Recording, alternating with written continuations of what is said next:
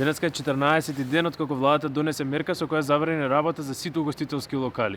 Со исклучок на оние кои продаваат храна и имаат можност за достава, останатите во моментов не работат.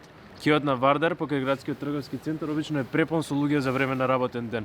Меѓутоа денеска исто како и останатите 14 дена тешко е да се забележи било какво движење.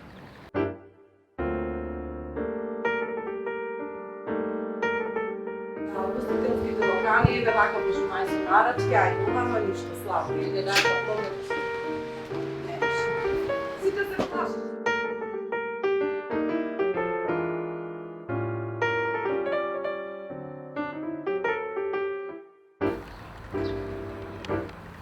Угостителите беа едни од првите кои што директно беа погодени од мерките на владата за спречување на ширење на коронавирусот.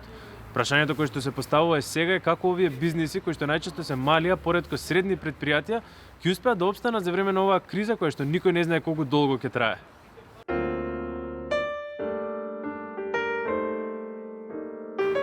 Ги џардинери ги испратили. Крадени се.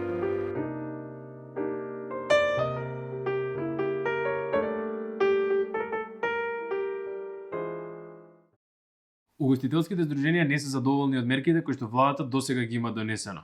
Па денеска на пресконференција излегоа со барања кои како што велат ќе им помогнат полесно да поминат финансиската криза која што следи.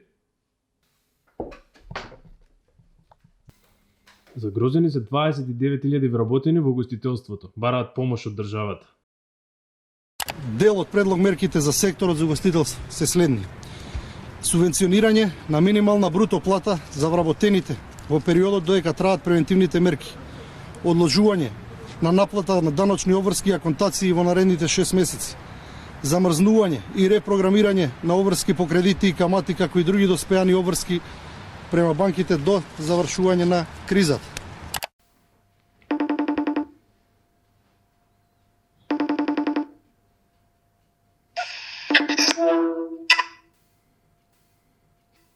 Како е да сега вака со мерки ве донесени кога не работите?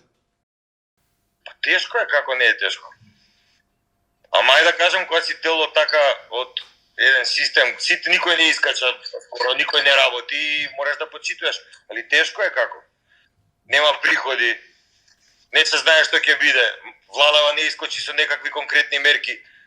Искочи со заеми дека може ефтини пари да теме, што треба да ги вратиш, а кога ќе проработиме и како ќе ги вратиме, никој не каже. Имаме луѓе што работат кај нас 10 и повеќе години. И како ти сега на тој вработен да му кажеш, од сега више не си дел од нас. Немаме, ама немаме. Кога немаш, кога си на ивица, дотеран, што ќе правиш?